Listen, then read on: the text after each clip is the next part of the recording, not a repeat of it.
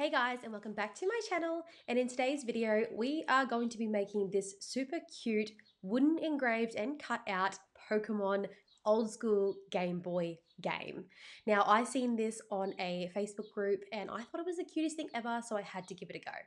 First off, I'm quickly showing you guys these really cool little, I don't know what you would call them, but they're basically the little pins that go into the honeycomb bed that I bought off Temu for like $2 that are so much better to hold your material in place so that it doesn't move around while engraving. And you can see here that I had some old ones and they were not as good as these new ones, so Temu, definitely check it out. Now I am using this plywood. It is 3mm thick and I bought it from Creality Falcon in a pack of about 8. It was about $32 Australian to buy this timber, but it is beautiful quality and I actually really enjoy the finish of the timber. I didn't think that my laser would be able to cut it very well, but after about 3 passes in total, I was able to get it cut. So I'm going to be showing you guys everything that I've done to create this little Pokemon Game Boy card from scratch in the settings I'm using and how I did it. So I'm just getting my plywood all set up, making sure that it's not going to move around while engraving because I did run into issues. So I'm first off going to go to the internet and I'm just going to search for a generic photo, and I want it to be really good quality where it's nice and crisp and clean, and you can see here on this website of someone selling the game, it is nice and clear. So I saved it to my downloads and I've imported it into my Lightburn. So you just go to File, Import, or you can press Ctrl-I. So now that I've got my image here, I'm going to go ahead and trace the image. You can press Ctrl-T to use a shortcut, or you can right-click it and trace the image. Now I'm going to adjust the threshold bar here until I'm satisfied.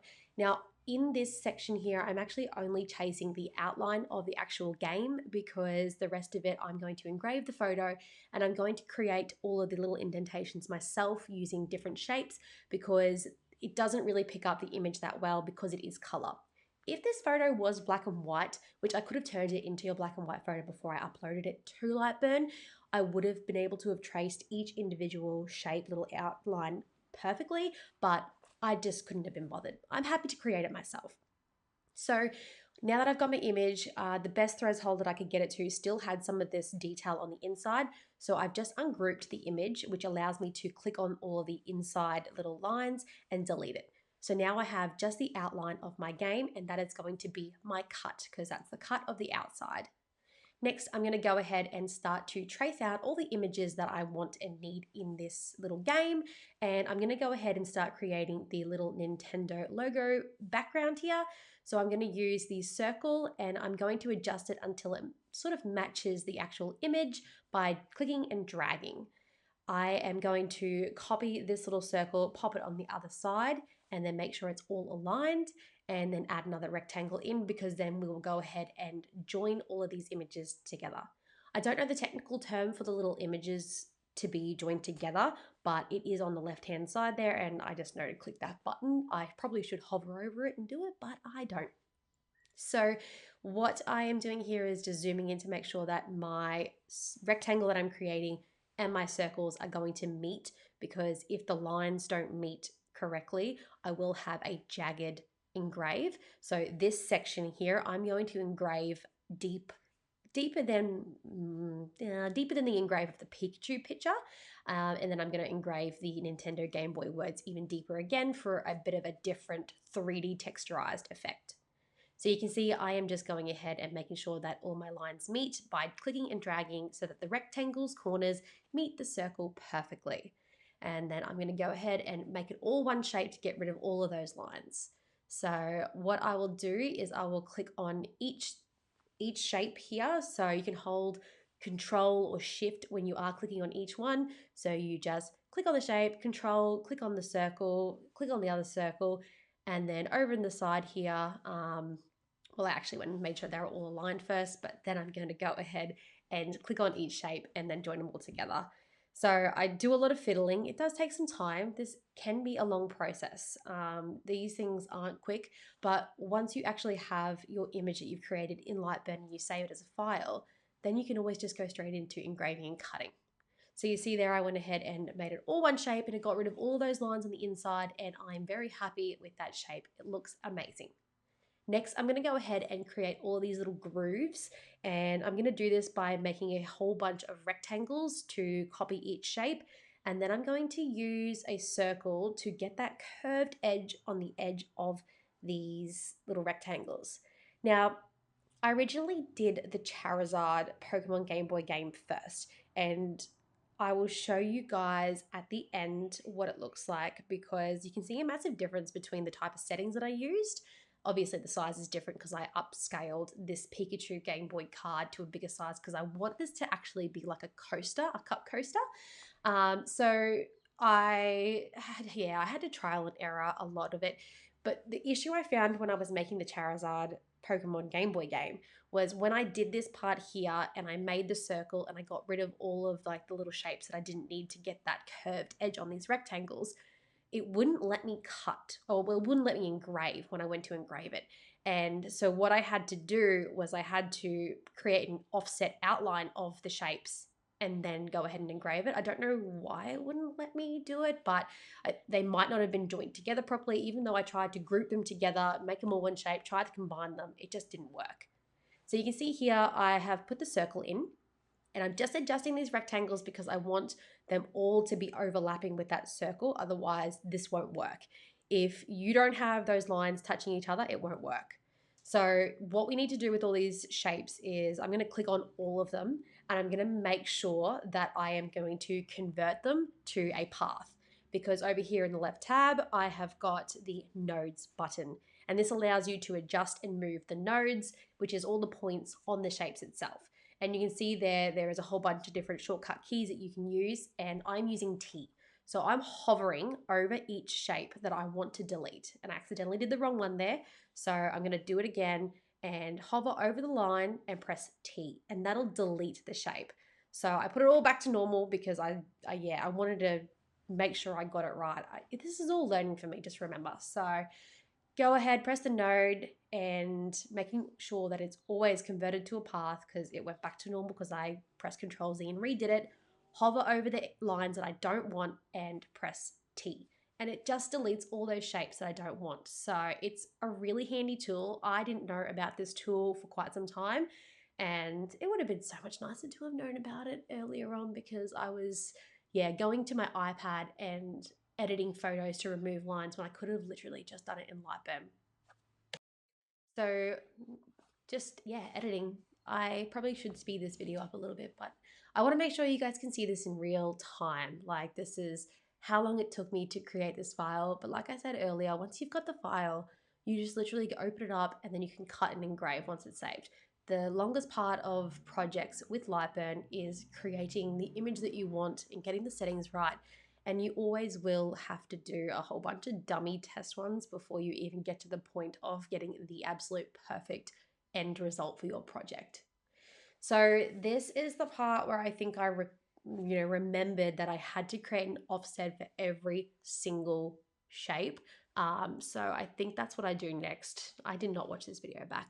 Yeah, I did. So I tried to do all of them at once, and if you zoom in, I just use my scroll on my mouse to zoom in and out. And I'm just using the outward offset, and I'm going to set it quite low because I don't want to make the shapes any bigger or smaller than they really are. And there's my offset. But the thing about the offset is that this offset creates two lines around each shape. So if I was to just go ahead and engrave that as it was, you can see right there that I'm playing with, it would only engrave in between all of those lines. It wouldn't actually engrave out the inside that I need to be engraved. So I ungroup all of them and I go ahead and delete. I think I deleted the outside of each shape just because I'm going to keep the inside. I might have done different sizes, but whatever. So now that I've done that, the inside of those shapes are the only parts that are going to engrave. And I'm going to click on all of them, group them together, which you can either press Control G, or up the top, they're the little person. And then I'm going to copy it and put it on the other side and mirror it and make sure that they are all aligned, because I want them to be all nice and even. So now I'm just going to click on all of them and make sure that they are all aligned in the center, even though I did actually end up on my third and final cut and engrave of this project, move that oblong circle, whatever you want to call it, the Game Boy logo part up higher because I just didn't like the positioning. I don't know, it was like the machine moved down a little bit and it was so off-centered and whatnot, but that's okay. So you can see here where those little jagged edges are that are overlapping with my little rectangles that I just created. That's the cut line. And I'm making sure that those little engraved rectangles that I just created are going to hang over the edges because I'm just going to cut them right off. I'm not fussed. So I want to do the Nintendo Game Boy logo at this point, but that image is too light for me to get a really nice, clean and crisp outline trace of the image. So I went back to Google and I found a picture where I could find the darkest Game Boy logo that matched the actual game card. And this picture of this Nintendo Game Boy console was absolutely perfect because when I uploaded it, it transfers it from color to black and white, and now it's nice and solid. So I controlled T, one of the two. I can never remember, I'm so sorry. I traced the image anyway, Control T, and I selected on only the Nintendo Game Boy trademark logo. I pressed OK and then copied the exact same size of the game card to what I want it to be, and then made sure it was all centered and aligned, and that is going to be my Game Boy Engrave logo. So next I'm going to do this little triangle down the bottom here, and I have never had come across creating a triangle where I needed to get rounded edges, so this was very new for me. So I was like, you know what, let's do the pencil, draw some lines, and then try to edit the nodes on the corners to make them all rounded. But it actually was very, very challenging, and it did not work out very clean and crisp, but it worked in the end because it's a little bit jagged, but I don't mind. So I'm going to go ahead and click on the nodes once I've got my triangle here, and I'm going to attempt to adjust each node to create a rounded edge. And this is probably going to be very painful to watch, but I'm going to stop here talking and I'm just going to speed this part up because it was horrible to do. So it's a lot of fiddling. If anyone knows a way to get the nodes on these a lot neater for a rounded edge, let me know because I did not enjoy this part whatsoever. I probably should have just found a rounded edge triangle on the internet photo and just copied it. But yeah, look, I was stubborn. I was persisting. So you can see, look how sharp and jagged it is. But oh well, I figured it out in the end. I ended up being able to rotate them when I got these little control points up by pressing one of those little shortcuts in the nodes button. So it's, you know, it's a bit of a wonky corner, but she worked. All right, I'm going to zoom through this part because this is super duper boring.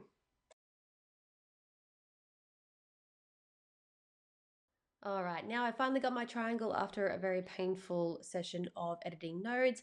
I've just aligned it up in the game that I'm going to be cutting. And at this point, we are up to the actual picture of Pikachu.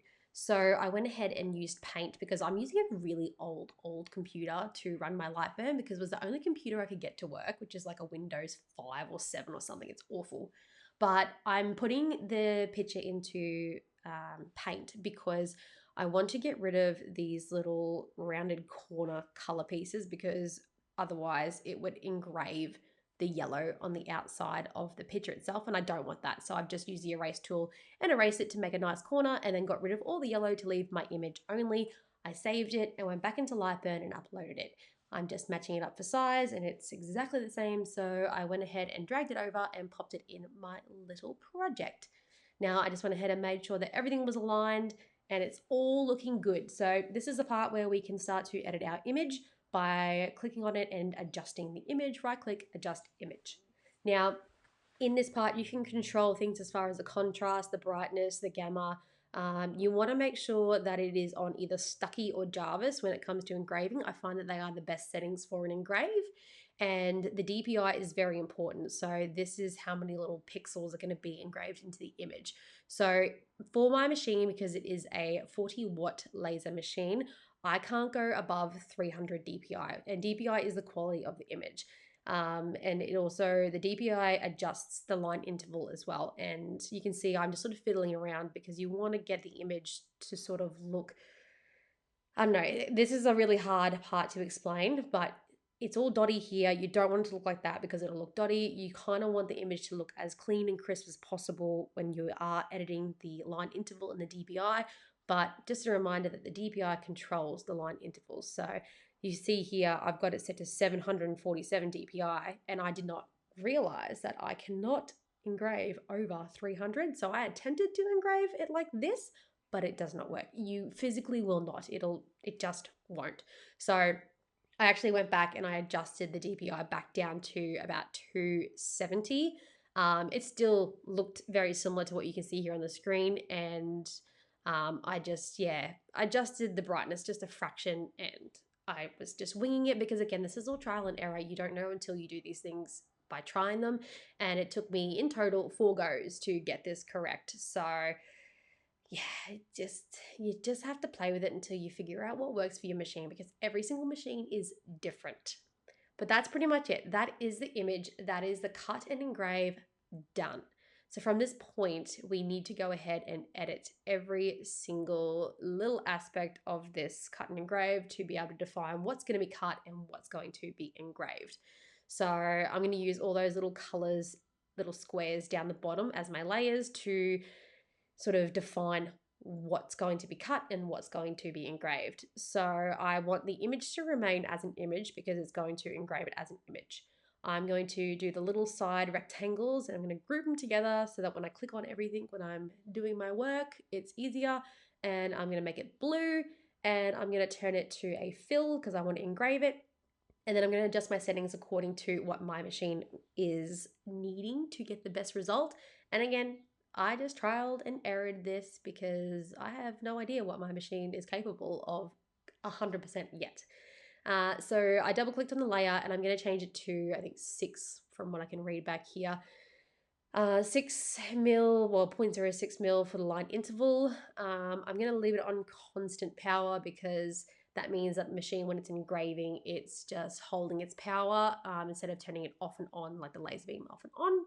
And I've adjusted my settings to a fast speed with a low power just so I don't go too deep into the actual timber.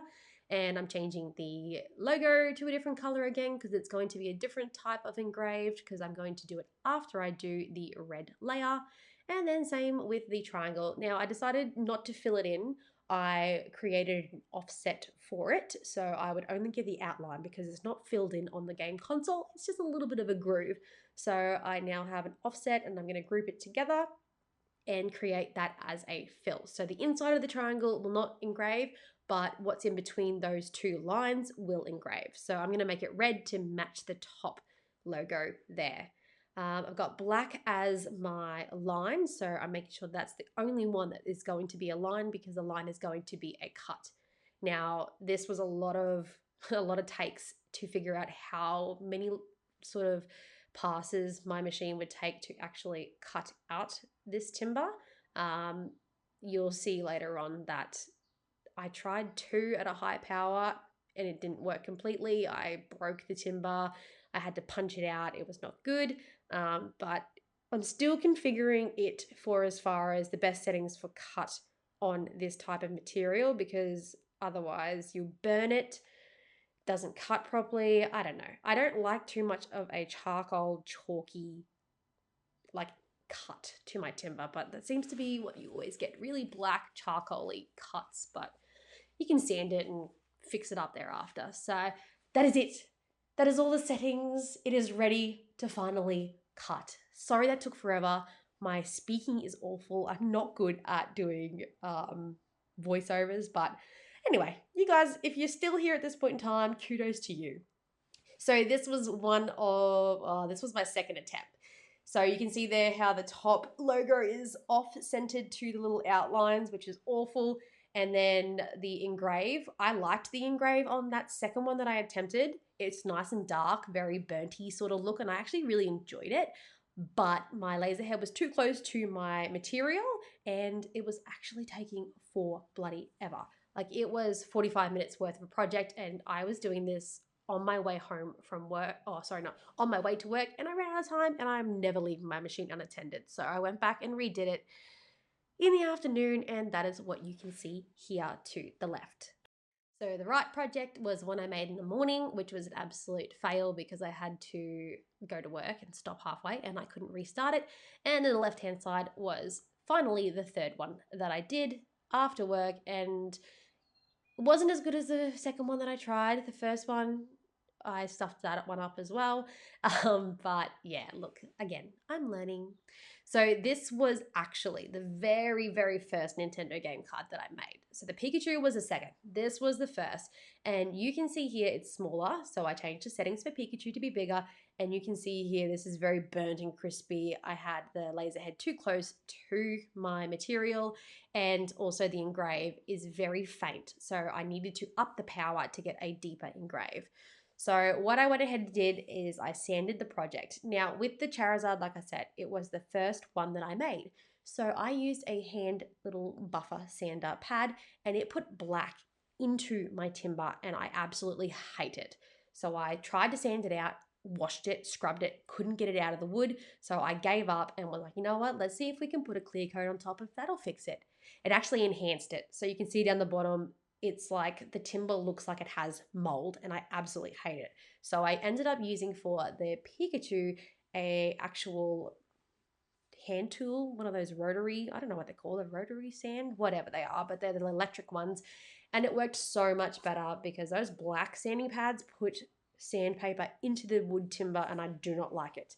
But you can see here the Engrave on the actual Nintendo Game Boy part is light at the bottom and dark at the top. I don't know why, cannot tell you, but I love it as an overall end product. It's super cute.